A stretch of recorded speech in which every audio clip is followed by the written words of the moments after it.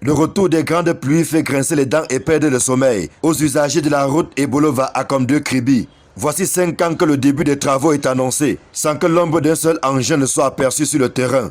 À l'instar des populations qui souffrent le martyre depuis de nombreuses années, le ministre des Travaux publics commence lui aussi à perdre patience. Pour votre propre stratégie, maintenez mon épée de Damoclès sur la tête. Et ça, je n'entends pas que nos compatriotes de Bolova-Akomde attendent le bitumage d'une route pendant 5 ans d'annonce.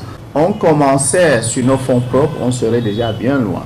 C'est le nerf de la guerre qui fait problème. Les négociations entre le gouvernement et ses partenaires, que sont ICM et UKEF, coincent parce que le prêteur est préoccupé par la préservation de la biodiversité ainsi que le respect du tracé existant. Pour le ministre des Travaux publics, ses partenaires enfoncent une porte ouverte. Il ne s'agit pas d'aller créer une route dans une forêt pour détruire des gorilles et des singes qui existaient. Non, il s'agit de bitumer une route qui existe depuis les années 32.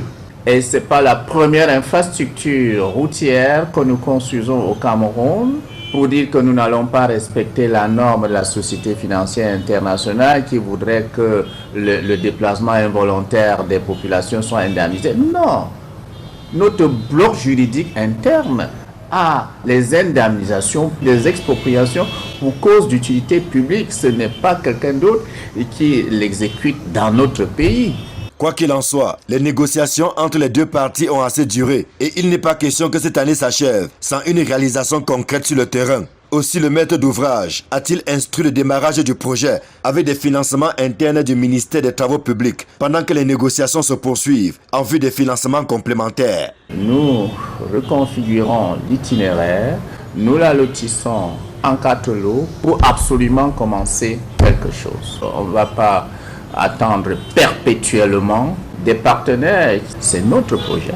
On ne va pas venir protéger les gorilles chez nous plus que nous-mêmes nous les protégeons. Un nouveau rétro-planning du projet a ainsi été arrêté. Il prévoit l'allotissement en 4 sections, la consultation des entreprises et le processus de contractualisation y afférente, puis le démarrage effectif des travaux au cours de cette année. En attendant, le ministre des Travaux publics a prescrit le traitement des points critiques et des zones fortement dégradées pour faciliter le déplacement des populations.